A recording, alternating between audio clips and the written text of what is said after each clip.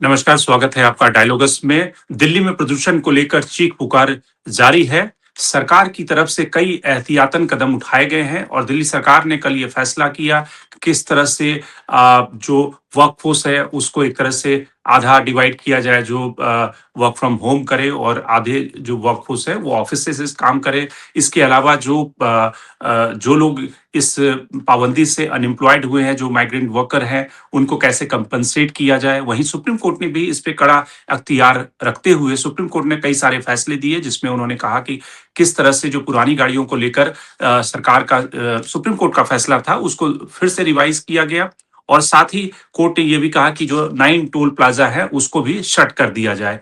संसद में बहस होनी थी, लेकिन संसद में सरकार ने बड़ी चतुराई से, यानी कि ट्रेजरी बेंचेज ने जैसे ही जी राम जी बिल पास हुआ, उसके बाद पोल्यूशन के ऊपर बहस की शुरुआत होनी थी, लेकिन सरकार ने उसको एक तरह से संसद को जो स्पीकर थे ओम बिरला, उन्होंने लोकसभा को स्थगित कर दिया कल तक के लिए, क्योंकि उस समय हंगामा चल रहा था जी राम जी बिल को लेकर। अपोजिशन का कहना है, यानी विपक्ष का कहना है कि वो बहस चाह रहे थे। जैसे ही पहले बिल पे चर्चा खत्म हुई, उसके बाद पोल्यूशन पे बहस की शुरुआत होनी थी और उसके लिए टाइम एलोकेट किया गया था। विपक्ष चाहता था बहस, लेकिन सरकार ने चतुराई से, यानी कि ट्रेजरी बेंचेस ने इस बहस को आज नहीं होने दिया। तो सवाल ये है कि सरकार की जो गंभीरता दिख रही है संसद में बहस को लेकर, या फिर पोल्यूशन के इस इमरजेंसी से निपटने को लेकर, वो एक तरह से साफ तौर से दिख रही है कि जो कॉस्मेटिक एक तरह से चेंजेज या कॉस्मेटिक एक्शन सरकार उठाना चाह रही है, जिसपे सुप्रीम कोर्ट ने कल भी नाराजगी जताई थी, जिससे कहा था कि इससे कोई समस्या का समाधान नहीं होगा। तो आखिर वे आउट क्या है? किस तरह से दिल्ली में इस पोल्यूशन का जो प्रकरण है, जो चैप्टर है, इससे निजात मिले? इसको समझने की कोशिश करते हैं। हमारे साथ 2 मेहमान जुड़ रहे हैं, जिसमें समाजवादी पार्टी से शरण साहब जुड़ रहे हैं और साथ ही एनवायरमेंटलिस्ट अंकल सुमन साहब जुड़ेंगे, जो पहले भी आपको कार्यक्रम में किस तरह से दिल्ली में पोल्यूशन का क्राइसिस है, प्रदूषण का संकट है, उसके ऊपर उन्होंने हमें एनलाइटन किया था। तो सबसे पहले आपसे शरण साहब, कि जो संसद में बहस होनी थी, चर्चा होनी थी, वो एक बिल के पारित होते ही ढेर सारे लोग एक तरह से शिवराज सिंह चौहान की तरफ कागज फेंकने लगे और उसके बाद ट्रेजरी बेंचेस का ये कहना है कि वैसी अव्यवस्था में ये बहस नहीं हो सकी, इसलिए संसद को स्थगित करना पड़ा। अपोजिशन का कहना है कि वो तो बहस के लिए तैयार थे, वो तो बैठे हुए थे। प्रियंका गांधी अपना पूरा स्पीच लिख कर आई थी और प्रियंका गांधी ने जब पार्लियामेंट से वो निकली लोकसभा से, तो उन्होंने कहा कि वो तो भाषण देने के लिए पूरी तरह से तैयार थी, लेकिन सरकार की मंशा है कि इस बहस को अगले सत्र के लिए टाल दिया जाए।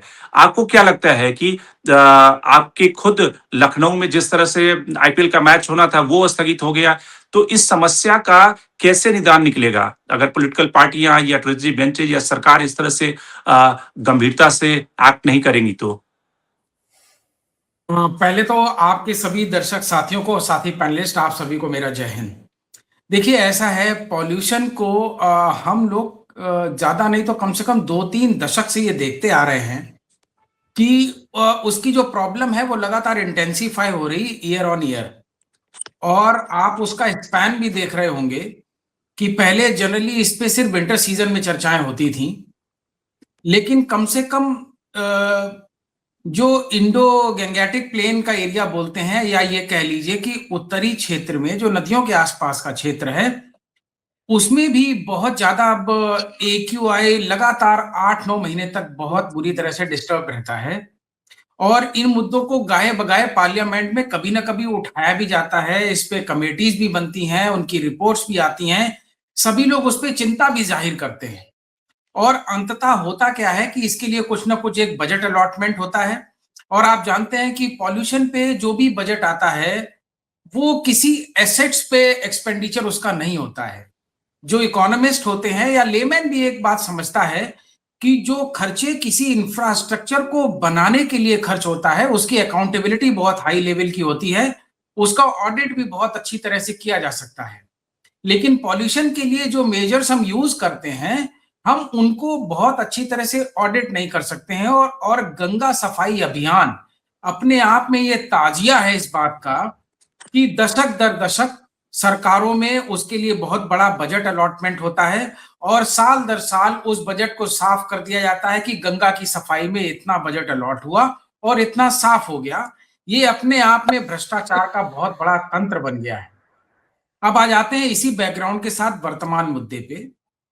विपक्ष ने ये मांग रखी थी लोकसभा में कि जिस तरीके से पॉल्यूशन का स्टेट है, अब ये दिल्ली तक केंद्रित नहीं है, पंजाब तक केंद्रित नहीं है, इसका फैलाव बहुत अधिक बढ़ रहा है और बहुत बड़ी संख्या में जनमानस इससे अफेक्टेड है।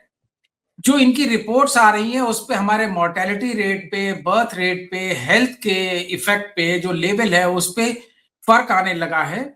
और आप ये भी समझते होंगे, हम सब समझते हैं कि पॉल्यूशन के जो इफेक्ट्स हैं एक प्रोलॉन्ग टर्म में उसका डैमेज जब तक हम असेसमेंट करने की स्थिति में होते हैं तब तक वो जनमानस में बहुत नुकसान कर चुका होता है, चाहे वो मानवता पे हो, चाहे हमारे साधन संसाधनों पे हो, चाहे विकास पे हो।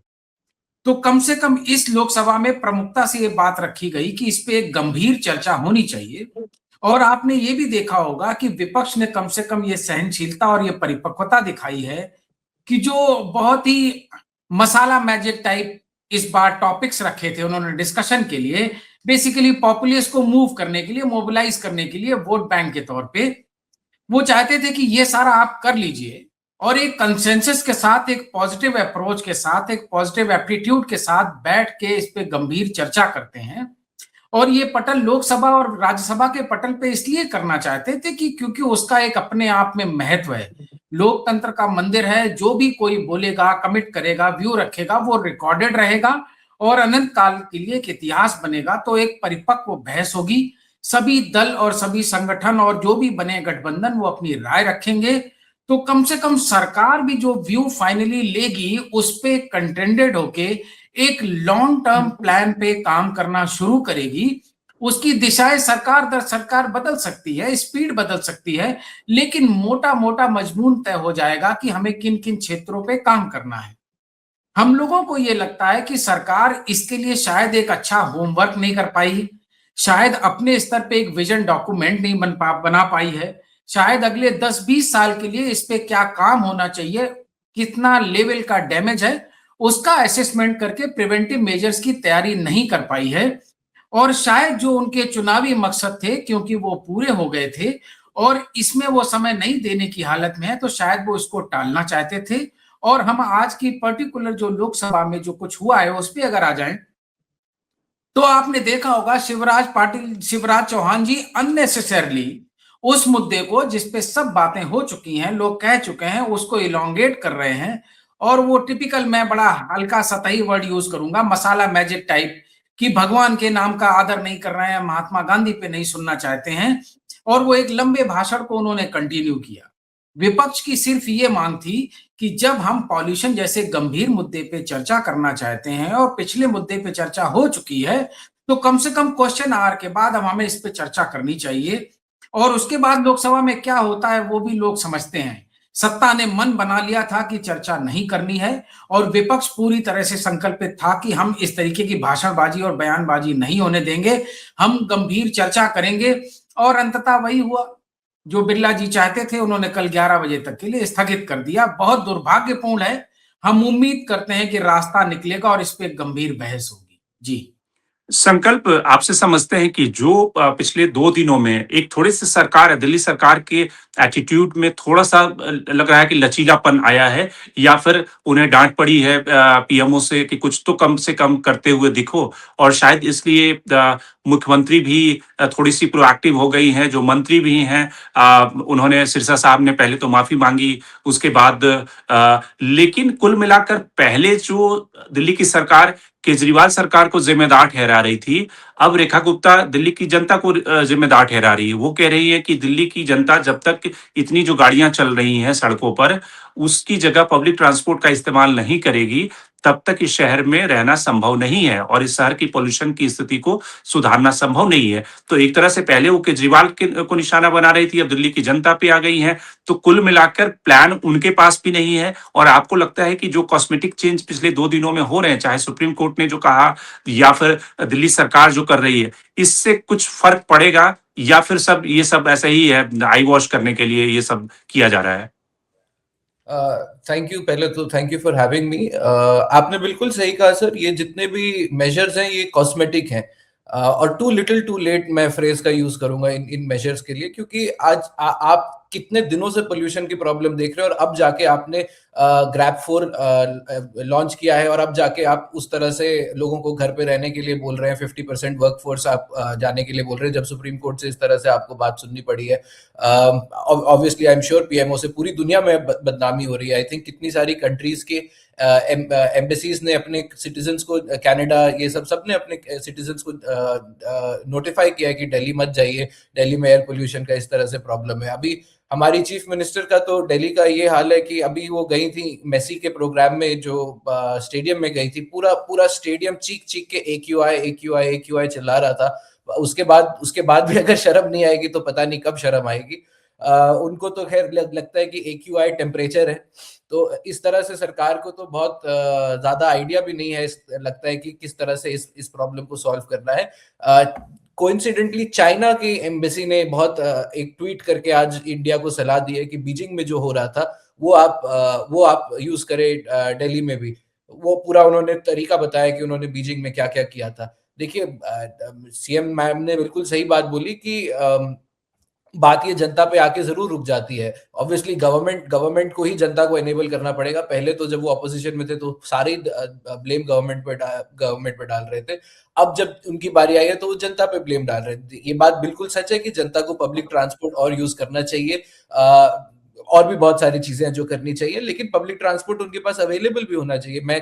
मैंने क्योंकि मैं इन्वायरमेंटलिस्ट हूँ, मैंने ट्राई करता था कि मैं दिल्ली की बसें लूं जितना पॉसिबल है, लेकिन मैं बसों में बैठ नहीं पाया। कोई भी सेल्फ रिस्पेक्टिंग आदमी उन बसों में नहीं अगर उसके पास मौका होगा तो वो नहीं जाएगा उन बसों में, क्योंकि इस तरह से भीड़ होती है, इस तरह से उनका शेड्यूल नहीं डिसाइडेड होता है, किस तरह से वो बसें चलती हैं, कितनी कम बसें अवेलेबल हैं। तो इससे आप मेट्रो का भी वही हाल होता है। अगर आप पीक आवर्स में दिल्ली मेट्रो में जाएं तो आप देखिएगा कि उसमें चढ़ना मुश्किल हो जाता है, उसमें सांस लेना मुश्किल हो जाता है। तो सिर्फ दिल्ली की जनता पे ब्लेम डाल देने से काम नहीं चलेगा। बहुत सारी चीजें हैं जो सरकार की तरफ से भी मिसिंग है। अब सरकार माफी मांग रही है, it is still too little too late. अगर आप देखें तो सरकार ने इनफैक्ट बहुत सारे आई वॉश करने की कोशिश करी है, वो केंद्र सरकार ने भी और दिल्ली सरकार ने भी। अब तो नया एयर क्वालिटी स्टैंडर्ड ही बनाने की बात हो रही है कि इंडिया अपना एयर क्वालिटी स्टैंडर्ड बनाएगा। उसका नाम आजकल सोशल मीडिया पे बहुत अच्छा दिया है, भारतीय air quality weather administrative system. बकवास। तो ऑलरेडी जो हमारा एयर क्वालिटी स्टैंडर्ड्स है वो WHO से 8 गुना ज्यादा है। WHO PM 2.5 को 5 माइक्रॉन्स पर मीटर क्यूब पे रखता है एनुअल एमिशंस को, और हम 40 माइक्रॉन्स पर मीटर क्यूब पे उसको रखते हैं। तो ऑलरेडी हम इस तरीके से WHO की गाइडलाइंस, जो कि साइंटिफिकली एस्टैब्लिश्ड गाइडलाइंस है, उनको अपनी पॉलिसी के अंदर ही हमने उसको इस तरह से वायलेट किया हुआ है। और जब अब हम अपनी वायलेशन के भी ऊपर जाके वायलेट कर रहे हैं। एक और चीज मैं आपका ध्यान लाना चाहूंगा कि अभी रिसेंटली सुप्रीम कोर्ट ने ये बोला, लेकिन सुप्रीम कोर्ट की एक जजमेंट आई है जिसमें उन्होंने केंद्र सरकार की बात को सही बोला है कि अरावली पहाड़ है उनकी डेफिनेशन चेंज कर दी है। पहले अरावली पहाड़ों की डेफिनेशन उनकी स्लोप लेंथ, उनकी हाइट, उनके इकोलॉजी, बहुत सारी चीजों के हिसाब से डिसाइड होती थी। अब एक प्लेन डेफिनेशन डाल दिया है कि जो भी 100 मीटर से नीचे होगा वो अरावली पहाड़ नहीं है। ये बहुत बहुत डेंजरस बात है, क्योंकि दिल्ली में ऑलरेडी जो पोल्यूशन हो रहा है ये उसको 1000 गुना ज्यादा वर्स कर देगा। क्योंकि अरावली जो स्ट्रक्चर है, जो कि हिमालय से भी पुराने पहाड़ है, बहुत पुराने पहाड़ है, वो थार डेजर्ट से जितनी धूल आती है वो उसको दिल्ली में आने के लिए रोकता है। अगर आप अरावली को 90% अरावली से आप काटने के लिए तैयार हो जाइए, जो ये 100 मीटर का उन्होंने लेवल दिया, 90% अरावली क्वालिफाई नहीं करेगा, और वो इंडस्ट्रियल माइनिंग की वजह से और इंडस्ट्रियल पर्पसेस की वजह से उसको काटना शुरू कर दिया जाएगा। और उससे जितनी थार डेजर्ट से जो भी डस्ट आता है वेस्ट से नॉर्थ की तरफ, वो सारा उसको अरावली ही रोकता था। और वो हमारा लंग्स था, उसको सिटी के लंग्स बोला जाता था। वो ऑलरेडी बहुत बहुत पोल्यूशन और कार्बन डाइऑक्साइड को रिफाइन करता था। उसको काटने के बाद अब आप, एक तो वो भी कटेगा, ऊपर से जो थार डेजर्ट से डस्ट है वो दिल्ली की तरफ पहुंचेगा, जो कि इस एयर पोल्यूशन को और वर्स करेगा। तो सुप्रीम कोर्ट वाइल एक तरफ ये बोल रहा है, दूसरी तरफ सुप्रीम कोर्ट अपने ही फैसलों के रिपरकशंस को नहीं ढंग से देख पा रहा है मेरे ख्याल से, when it comes to environment. बात वहीं आके अटक जाती है जो मैंने पिछली बार भी आपके शो पे बोला था कि ये इंडस्ट्रियलिस्ट का ही बोलबाला है, और ये इंडस्ट्रियलिस्ट की वजह से ही ये जो लॉज में रिलैक्सेशन है या जो नए लॉज बन रहे हैं उसमें जो चेंजेस हैं वो इसी वजह से आ रहे हैं। एक और अच्छा एग्जांपल है कि जो national clean air program launch हुआ था 2019 में, उसके अगर आप फंड्स को देखें तो उसमें 64% डस्ट को रिड्यूस करने के लिए यूज किया है, सिर्फ 22% पोल्यूशन को रिड्यूस करने के लिए, और लेस देन 1% इंडस्ट्रियल पोल्यूशन को रिड्यूस करने के लिए खर्च हुआ है। तो आप सोचिए 2019 का प्रोग्राम है, तो 1% से भी कम उसमें इंडस्ट्रियल पोल्यूशन को खर्च करने के लिए हुआ है। हमारा लॉ चेंज हो गया है कि जो फ्लू गैस डीसल्फराइजेशन सिस्टम है, जिसकी मैं पिछली बार भी बात कर रहा था, कि वो सिटी से अब 10 मीटर दूर के आगे जितने भी 10 किलोमीटर दूर के आगे जितने भी थर्मल प्लांट्स है वो ना लगाएं तो कोई बात नहीं। अभी तक वो कुछ और लॉ था, 300 किलोमीटर तक में ये लॉ देखा जा रहा था। अब वो लॉ भी चेंज कर दिया गया। तो इससे गवर्नमेंट एक तरफ बोल जरूर रही है, तंदूर बैन कर रही है गवर्नमेंट को लग रहा है कि तंदूर बैन करने से एयर पोल्यूशन खत्म हो जाएगा, लेकिन जो एक्चुअली में जो चीजें करनी चाहिए वो उसका एग्जैक्ट ऑपोजिट किया जा रहा है। शरद जी, संसद में आपने देखा होगा कि बवाल हो गया था कि टीएमसी के सांसद ई सिगरेट पी रहे थे या कुछ इस तरह का उनके ऊपर आरोप लगाया गया, और जो हजारों लाखों सिगरेट दिल्ली की जनता पी रही है उसको लेकर एक तरह से सरकार की जो गंभीरता है वो एक तरह से दिख रही है कि कितनी गंभीर है सरकार। तो आखिर आपको क्या लगता है कि क्यों सरकारें गंभीर नहीं है? क्या इससे वोट नहीं मिलता, या फिर सरकार उन्हीं मामलों पे गंभीर होती है जहां पे वोट का कंसर्न होता है? इससे कोई तुरंत इमीडिएट वोट का खतरा नहीं है कि उनके वोट कट जाएंगे। आपने देखा कि वंदे मातरम पे चर्चा हो गई क्योंकि उनको लगता था पश्चिम बंगाल चुनाव में इसका कोई पॉलिटिकल फायदा हो सकता है। उसी तरह से जो उनके लिए जरूरी मुद्दे हैं जिससे वोट मिल सकता है, पोल्यूशन से ठीक है, लोग धीरे धीरे मरते रहेंगे, लेकिन वो इतना जरूरी नहीं है जिससे कि अभी तुरंत वोट कट रहा हो। आपने बहुत गंभीर सवाल पूछा है और मुझे लगता है कि पॉल्यूशन की जब भी बात करेंगे, सबसे इंपॉर्टेंट गवर्नेंस का यही सवाल आता है। देखिए, हुआ क्या है, पिछले 3-4 दशक से हम लोग देख रहे हैं, जो हमारे लॉन्ग टर्म पॉलिसीज होती थी कंट्री की, चाहे वो फॉरेन पॉलिसी हो, चाहे एक्सपोर्ट इंपोर्ट से, बिजनेस से, इकोनॉमिक से रिलेटेड पॉलिसीज हो, चाहे वो इंफ्रास्ट्रक्चर डेवलपमेंट की हो, उसी तरीके से पॉल्यूशन भी कहीं ना कहीं एक लॉन्ग टर्म स्पेसिफिक गोल के साथ माना जाता था। बस फर्क ये है कि पॉल्यूशन इतना इंपॉर्टेंट इशू पहले था नहीं, 2-3 दशक पहले, या माना नहीं जा रहा था, या शायद हम इतना ज्यादा फोकस्ड तरीके से लॉन्ग टर्म में देख नहीं पा रहे थे कि इसके आफ्टर इफेक्ट्स बाद में कितने डैमेजिंग होंगे। हालांकि ये बात तो पैन वर्ल्ड कही जा सकती है कि अभी भी देश उस तरीके से नहीं देख पा रहे हैं, बहुत मायोपिक व्यू के साथ देख रहे हैं। लेकिन हमारी कंट्री के कंसर्न में हम बहुत ज्यादा मायोपिक तरीके से इसको देखते आ रहे हैं। अब इसके उदाहरण देख लीजिए, जो अभी हमारे साथी ने कहा है, बिल्कुल सही कहा है कि जो बजट का अलॉटमेंट हो रहा है, जो शॉर्ट टर्म गोल्स हैं उसमें मेजॉरिटी बजट जा रहा है, और जो इनवेरिएबली इंडस्ट्रियल वेस्ट है जिसकी वजह से पॉल्यूशन 50% से अधिक देश में पैदा होता है, उसके लिए लगभग 1-2% बजट दिया जा रहा है। इसका मतलब कि हम नी जर्क रिएक्शन में हैं, फास्ट फूड मेड में हैं, और बैंडेड के मोड में हैं कि पहले बैंडेड का व्यवस्था कर लो, और अगर किसी पेशेंट को कोई गंभीर बीमारी है तो बजट आएगा तब देखेंगे, otherwise it is just too bad what you just said कि लोग धीरे धीरे मरते रहे, उसमें किसी सरकार के ऊपर दोष नहीं आएगा। पॉल्यूशन के केस में हमको एक सब सरकारों को, राज्य की सरकारों को, केंद्र की सरकारों को, विपक्ष को बैठ के एक लंबा प्लान 2-3 दशक का बैठ के बनाना पड़ेगा। उसकी बजट के रिक्वायरमेंट के हिसाब से लॉन्ग टर्म बजटिंग और शॉर्ट टर्म बजटिंग को रखना पड़ेगा। उसके पैरामीटर के हिसाब से अगर अलॉटमेंट होगा तभी उस पर कोई काम हो पाएगा, नहीं तो हर सरकार अपने टर्म में बैंडेड लगाएगी और चल देगी। अब इसके अलावा जो राजनीतिक परिदृश्य है वर्तमान में देश का, उसकी भी कुछ गंभीर समस्याएं हैं, वो भी समझाने का या मैं कहने का प्रयास करूंगा। देखिए, हो क्या रहा है, जो सरकारों ने पहले कोई योजना नियमबद्ध किए थे, उन पे काम करने शुरू की थी, जब नई सरकार आती है तो उन योजनाओं को सबसे पहले बंद करती है और अपनी योजनाएं लाती है, ताकि कहीं ऐसा ना हो कि पुराने सरकार की योजनाओं को अगर हम कंप्लीट करेंगे तो उसका क्रेडिट उस पार्टी को चला जाएगा बजाय हमको मिलने। तो मेरी पार्टी, मेरा काम, मेरा टेन्योर, मेरा काम के चक्कर में हर काम साल 2 साल या मैक्सिमम 5 साल की सीमा में बन गया है। लॉन्ग टर्म चीजें इस देश में बहुत कम हो रही हैं, और आपने ये देखा होगा, जैसे दिल्ली सरकार की आप बात कर रहे हो, तो हमें 2 चीजें और ध्यान देनी होंगी। जो देश दुनिया में पुराने दौर में जो लीडरशिप थी, वो बेसिकली उस समय इतना ज्यादा कॉम्प्लेक्स इकोसिस्टम नहीं था। सिंप्लीफाइड व्यू में पब्लिक की क्या बेसिक रिक्वायरमेंट्स हैं उनको देख के पॉलिसीज बनाती थी, और ये ठीक था उस दौर में। आज हम पैन वर्ल्ड एक फैमिली के रूप में, because of communication primarily technology, हम एक होते जा रहे हैं। किसी भी देश में कोई हरकत होती इन्वेरिएबली हम पे फर्क पड़ता है। तो ऐसे में सारे स्ट्रक्चर्स बहुत कॉम्प्लेक्स हो गए हैं, इंस्टीट्यूशंस कॉम्प्लेक्स हो गए हैं। पॉलिटिक्स एक्चुअली बहुत प्रोफेशनल एक्यूमेन की रिक्वायरमेंट अब रखती है। तो नेताओं को भी बहुत व्यावसायिक दृष्टिकोण की हैसियत और काबिलियत वाला होना चाहिए, नहीं तो उसकी कीमत देश और राज्य अब दे रहे हैं, ये हम लोग देख रहे हैं। मैं एक छोटा सा उदाहरण आपको देता हूं। मैं समाजवादी पार्टी से हूं सिर्फ इसलिए नहीं, लेकिन आप उदाहरण की गंभीरता देखेंगे तो समझेंगे। जो अभी हमारे साथी ने पब्लिक ट्रांसपोर्ट की बात की है, वो बेसिकली सिटी सेंट्रिक है। जो शहरों के अंदर लगातार अर्बनाइजेशन हो रहा है, लोगों की एस्पिरेशन चेंज हो रही है, उसकी वजह से हो रहा है।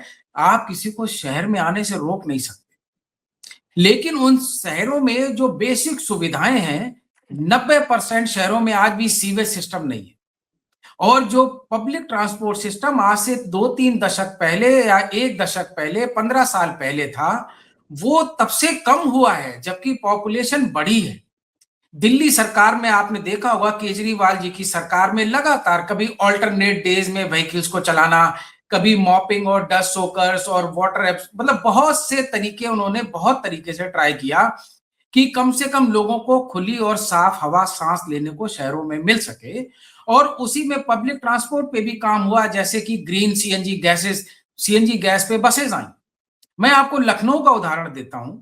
हमारे राष्ट्रीय अध्यक्ष अखिलेश जी ने जब 2012 से 17 हमारी सरकार थी, तो उन्होंने लखनऊ के कंजेशन और इतना ज्यादा डीजल के फ्यूम्स की वजह से जो क्वालिटी ऑफ एयर थी, उसको देख के उन्होंने एक असेसमेंट टीम बनाई। उन लोगों ने 6 महीने काम किया और उन्होंने अलग अलग मेथड से कि पब्लिक ट्रांसपोर्ट किस किस वेरिएंट को कहां कहां कामयाब कर सकते हैं। आप लोग सब समझते हैं कि मेट्रो कामयाब करने के लिए भी वहां का सॉइल फॉर्मेशन और वो सारी टेक्निकलिटीज देखनी पड़ती है। इसके अलावा मेट्रो इतना महंगा एक संसाधन है कि वो हर जगह पहुंचाया नहीं जा सकता है, उसकी प्रॉफिटेबिलिटी और वायबिलिटी भी देखनी पड़ती है। तो उन्होंने उसको 2-3 टियर में डिवाइड किया। कुछ कॉरिडोर्स मेट्रोस के कवर होंगे, कुछ कॉरिडोर इलेक्ट्रिक और सीएनजी बसेस से कवर होंगे, और कुछ कॉरिडोर छोटे ट्रांसपोर्ट जैसे ई रिक्शा और ऐसे ट्रांसपोर्ट से कवर होंगे। आपको ये सुन के सरप्राइजिंग लगेगा कि उत्तर प्रदेश में लगभग लगभग 10 साल होने वाले हैं सरकार को। मेट्रो का एक कॉरिडोर समाजवादी पार्टी ने कमीशन किया था, उसको 1 मीटर भी आगे नहीं बढ़ाया गया है उस कॉरिडोर को। और जो बाकी कॉरिडोर होते हैं उसके बारे में कोई चर्चा ही नहीं हुई है। और एक दशक, I am talking about 1 decade, 1 complete decade has gone and nothing has happened. अगर इसी को कंटिन्यूटी में सरकार ये मान के चलती कि जो भी पिछली सरकार ने काम किया वो भी उत्तर प्रदेश की जनमानस के लिए है, आगे हम काम करेंगे वो भी उत्तर प्रदेश के जनमानस के लिए करेंगे, तो आई एम श्योर कम से कम लखनऊ एक एग्जाम्पल बनता कि पब्लिक ट्रांसपोर्ट से हम पॉल्यूशन को कम से कम सिटी के पेरिफेरी में कितना अधिक अफेक्ट कर सकते हैं।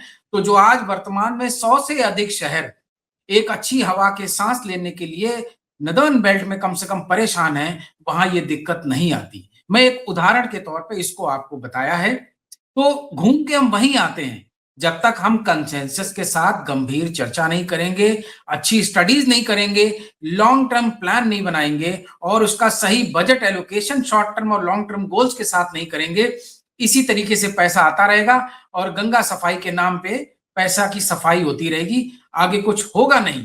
और पब्लिक की समस्या ये है कि कोई भी गवर्नमेंट अकाउंटेबल नहीं होगी, क्योंकि जैसा आपने कहा है, पॉल्यूशन हमेशा स्लो डैमेजेस देता है, स्लो डेथ्स देता है, स्लो मोर्टेलिटी देता है, डेवलपमेंट को स्लो करता है और देश की पूरी आर्थिक व्यवस्था को भी कहीं ना कहीं इनडायरेक्टली नुकसान पहुंचाता है। लेकिन क्योंकि वो दिखता नहीं है, तो शायद सरकारें उसको वोट बैंक से जोड़ती नहीं, और ये अपने आप में बहुत निराशाजनक है। जी। संकल्प आपसे समझते हैं कि क्या जो सदर्न इंडिया के शहर हैं और जो नॉर्दर्न इंडिया के शहर हैं, इन दोनों के पोल्यूशन लेवल का जो पैटर्न है, उसमें क्या डिफरेंस है? या सिर्फ पॉपुलेशन डेंसिटी या फिर नॉर्दर्न इंडिया के जो शहर हैं वो उस तरह से जिस तरह से बसाया गया है और वहाँ पे जो व्हीकल्स की मूवमेंट की स्थिति है, जिस तरह से इंफ्रास्ट्रक्चर की स्थिति है, क्या ऐसे फैक्टर है जिसकी वजह से नॉर्दर्न इंडिया के शहरों में पोल्यूशन का लेवल बहुत ज़्यादा हाई है या हमेशा ये सफ़र करते हैं या फिर ये समस्या एक तरह से सिर्फ दिल्ली की नहीं बल्कि आप लखनऊ से लेके आप पूरे बिहार के ज़्यादातर शहरों में देखें उनका जो एक्यूआई लेवल है 350-400 को टच कर रहा है, इवन यहाँ के बेगूसराय जैसे शहर में। तो ये समस्या क्या है? जी सर, मैं आपके क्वेश्चन पे आता हूँ। मैं बस पिछले वाले बात पे एक बात बोलना चाहता था। ये बात कहना कि एनवायरनमेंट वोट बैंक इशू नहीं है, ये मुझे एज अ यंग सिटीजन बहुत गलत लगता है, क्योंकि अभी 65% इंडिया अंडर 35 इयर्स एज है। और आप देखेंगे कि जो यंग, ये जो सोच है, ये आई थिंक हमसे पुरानी जनरेशन की जरूर रही होगी। लेकिन आप आज की डेट में देखिए, अरावली को लेके कितने लोग सड़क पे उतरे हुए, मुंबई में जो मैंग्रोव्स कट रहे हैं उसके लिए कितने लोग सड़क पे उतरे हैं। पोल्यूशन या एनवायरमेंट शब्द का मतलब होता है everything that is around us, ये एनवायरमेंट का लिटरली मतलब होता है। तो जब हमारे आसपास की चीजें क्राइसिस में होंगी तो क्यों नहीं उस पर वोटर को असर पड़ेगा, वो चाहे वो फार्मर क्राइसिस के थ्रू आए या वो हेल्थ क्राइसिस के थ्रू आए, वो सब कनेक्टेड एनवायरमेंट क्राइसिस की वजह से। तो एनवायरमेंट को वोट बैंक इशू नहीं देखना एक डिससर्विस होगा। ये एक बात मैं बस एज ए यंग सिटीजन भी कहना चाहता था। जो आपका प्रश्न है वो बहुत महत्वपूर्ण है। देखिए, पॉपुलेशन डेंसिटी सबसे बड़ा कारण है नॉर्थ और साउथ के बीच में जो पोल्यूशन लेवल डिफरेंस है, क्योंकि आप देखेंगे कि मुंबई में जो कि सी फेसिंग है, जहां जहां पे पोल्यूशन बहुत कम होना चाहिए क्योंकि बगल में ओशन है, हवा चलती रहती है, वहां पे भी एक्यूआई बहुत ऊपर क्रॉस करने लगा इधर से। वो पॉपुलेशन डेंसिटी की वजह से हुआ है। जो नॉर्थ में जो सबसे ज्यादा पोल्यूशन हो रहा है वो व्हीकलर एमिशंस की वजह से हो रहा है। डीजल की ट्रकें चलती हैं और भी गाड़ियों का कॉन्सेंट्रेशन बहुत ज्यादा है, और यही चीजें अब धीरे धीरे साउथ में भी होने लगी है। और देखेंगे आप, जैसे बैंगलोर में 1/3 बैंगलोर का पानी खत्म हो चुका है। तो अब जैसे जैसे कॉन्सेंट्रेशन बढ़ रहा है, वहां पे भी इन्वायरमेंटल प्रॉब्लम्स, जिस जिस सिटी में कॉन्सेंट्रेशन बढ़ा है उस सिटी में वो इन्वायरमेंटल प्रॉब्लम आना शुरू हो गई है। ये जरूर बात है कि कुछ सिटीज का अलग इंफ्रास्ट्रक्चर होता है, कहीं पे आपके पास पहाड़ होते हैं जो आपको रोक देते हैं हवा को, बाहर से हवा आने को, कहीं आपके पास ओशन होता है जहां आपकी हवा वो लेके चले जाते हैं। दिल्ली के साथ ये दिक्कत है कि दिल्ली बीच में है। या ये जो आपने बेगूसराय का नाम लिया, मेरे ख्याल से 100 में से, दुनिया के 100 में से 90 शहर होंगे इंडिया के, जो अभी आंकड़ा आया था कि 90 शहर इंडिया के ही हैं जो पोल्यूटेड है। अब इसमें अगर हम देखें सर, तो क्या कर सकते हैं गवर्नमेंट, इस पे भी हमें देखना चाहिए। तो कुछ कुछ केस ग्लोबली हमें हमें मिलती हैं। एक सबसे बड़ा उदाहरण लंदन का है। लंदन में इसी तरह से प्रॉब्लम पोल्यूशन का होता था, और लेकिन लंदन में क्या हुआ कि जो सुप्रीम कोर्ट है, उन्होंने, जो लंदन का कोर्ट है, उन्होंने कहा कि ये एक लीगल इशू है, उसको गवर्नमेंट की अकाउंटेबिलिटी गवर्नमेंट के कोर्ट में जाती थी और केस हारती थी इस बात पे। गवर्नमेंट ने बहुत कुछ किया। गवर्नमेंट ने कंजेशन चार्ज लगाया सिटी के अंदर, गाड़ियों को आने से कंजेशन चार्ज लगाया, सरचार्ज लगाया डीजल के ऊपर, स्कूलों के अंदर एयर फिल्टर्स लगाए। ये सब चीजें बहुत जरूरी है अगर आपको पोल्यूशन को लॉन्ग टर्म तरीके से टैकल करना है। चाइना का भी एग्जाम्पल बहुत अच्छा है। चाइना में हमने ऑड इवन को इंडिया में बहुत क्रिटिसाइज किया, पर चाइना ने भी ये पॉलिसी, पहले चाइना में ही आई थी, और उनके यहाँ बीजिंग में 1 दशक के अंदर उन्होंने 50% अपना पोल्यूशन कम किया इस वजह से।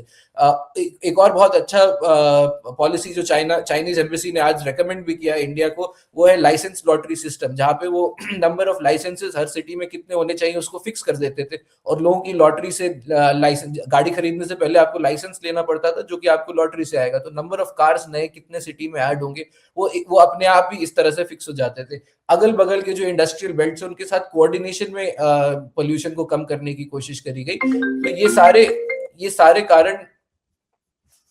कारण हैं जिनसे बाकी दुनिया में, लॉस एंजलिस में भी सेम चीज करने की कोशिश करी गई, टोक्यो में डीजल व्हीकल्स को बैन कर दिया गया। ये सारी चीजें करी गई हैं और दुनिया में ये सब सक्सेसफुल रहा है। इंडिया में ये इसलिए नहीं हो पा रहा है क्योंकि आपने से बिल्कुल, जो पिछले प्रश्न में आपने कहा कि लोग इसको वोट बैंक इशू से जोड़ ही नहीं रहे, लोगों को लग रहा है कि आम जनता को फर्क नहीं पड़ रहा है, पर ये गलत है। एज एन आम जनता मैं आपको बता सकता हूँ कि आम जनता को बहुत फर्क पड़ता है। वो एक अलग बात है कि किसी भी पार्टी ने इसको अपना इशू, सेंट्रल इशू नहीं बनाया हुआ है, तो आम जनता कहीं जाके वो उस एंग्स्ट को निकाल नहीं पा रही है। लेकिन जिस भी पार्टी को अगर एनवायरनमेंट की, जहां जहां इंडिया में तो बहुत बड़े बड़े मूवमेंट्स हुए एनवायरनमेंट के, सक्सेसफुल रहे, तो आम जनता को इस बात पे ब्लेम करना मुझे नहीं सही लगता। अगर पॉलिटिकल पार्टीज सही से आम जनता के पास जाएं और इस बात को मुद्दा बनाएं, तो जनता बिल्कुल, कौन चाहेगा जहर, सबको दिख रहा है कितनी जहर अब आप सांस ले रहे हैं, तो कौन और आपको चाहेगा। लगता है कि आपको लगता है कि समय आ गया है कि जब आप ये लॉ बना सकते हैं कि कोई बच्चा 2 से ज़्यादा ना पैदा करे और 3 बच्चे होने के बाद आप पंचायत के चुनाव में पार्टिसिपेट नहीं कर सकते। तो उस तरह से किसी आदमी के पास कितनी गाड़ियों की संख्या होनी चाहिए, इसको आप क्यों नहीं कैप करते? दिल्ली में ऐसे-ऐसे लोग हैं जिनके पास में 5-5 गाड़ियाँ हैं, 6-6 गाड़ियों की पूरी फ्लीट उन्होंने रखी हुई है, गाड़ी पार्क करने की जगह नहीं है, सड़कों पे उन्होंने पार्क की हुई है। तो हर व्यक्ति के लिए इस सीमा समय इसकी जो संख्या है उसको कैप कर देना चाहिए कि भई आप इतनी गाड़ी से ज़्यादा नहीं रख सकते। बिल्कुल सर, बिल्कुल यही यही जो लाइसेंस लॉटरी सिस्टम था, इसने यही करने की कोशिश की कि नई गाड़ियां कितनी ऐड होंगी शहर में, वही फिक्स हो जाता था। बिल्कुल दिल्ली में बहुत एक्स्ट्रावेगेंट लोग रहते हैं जिनके पास बहुत सारी गाड़ियां रहती है। बहुत सारे लोग डीजल गाड़ियां, एक्सयूवीज के चक्कर में डीजल गाड़ियां चलाते हैं। थार आजकल बहुत फैशन में चल रही है, जो कि बहुत ही पोल्यूटिंग गाड़ी है। तो इस तरीके से ये जो मानसिकता है, इसको इस पे स्ट्रिक्ट एक्शन लेने की जरूरत है। इनफैक्ट एक कोट कहा जाता है कि a good city is not where the poor have their own cars but where the rich use the public transport. अच्छा शहर वो है जिसमें अमीर लोग भी पब्लिक ट्रांसपोर्ट यूज कर रहे हैं, ना कि गरीब लोगों के पास गाड़ी है। तो ये बात कहीं कहीं ना कहीं हमारे पॉलिसी मेकिंग में सेंट्रल होनी चाहिए और बहुत स्ट्रिक्ट मेजर्स लेने चाहिए। कि उसके अलावा कंस्ट्रक्शन से भी बहुत पोल्यूशन, 1/3 हमारा PM10 कंस्ट्रक्शन की वजह से आता है। उसमें भी सेम ही तरीके से कहाँ कंस्ट्रक्शन होनी चाहिए, जो रेत के ट्रक्स जाते हैं खुले खुले जा रहे होते हैं, या कंस्ट्रक्शन हो रही होती है बिना कवरिंग लगाए हुए, उन सब पे स्ट्रिक्ट मॉनिटरिंग होनी चाहिए। जो गाड़ियां पुरानी चल रही हैं अभी भी लॉज को फ्लेम करके, हर पेट्रोल पंप पे उसको चेक करना चाहिए। या ये सारे मेजर्स अगेन बहुत ईजी हैं करने के लिए, अगर गवर्नमेंट चाहेगी तो।